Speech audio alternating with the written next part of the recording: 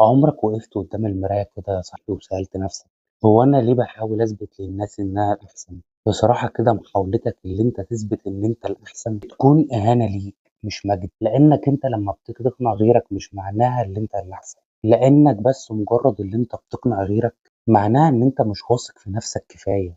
الناس يا باشا مش هتشوفك كبير عشان بتفضل تزعق وتقول أنا الأحسن.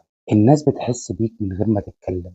الكبير كبير بأفعاله مش بكلامه خالص. شوف ميسي كده بعد كل ماتش مش بيطلع يقول لك أنا الأسطورة أنا أحسن لاعب في العالم، لأ هو بيخلي رجله تتكلم والملعب هو اللي يشهد. المشكلة هنا يا أبو حميد اللي إحنا بنضيع طاقتنا في شوية مقارنات ملهاش لازمة. بنقعد نقارن نفسنا باللي حوالينا، مين معاه فلوس أكتر، مين الناس بتتكلم عنه أكتر. بس الحقيقة المرة هنا حتى لو أنت كسبت المقارنة دي هتلاقي نفسك خسرت راحة بالك، لأنك عشت طول الوقت في سباق وهمي. الهدوء والقوة والثقة مش محتاجين إعلان، اللي عارف قيمته مش محتاج يثبتها.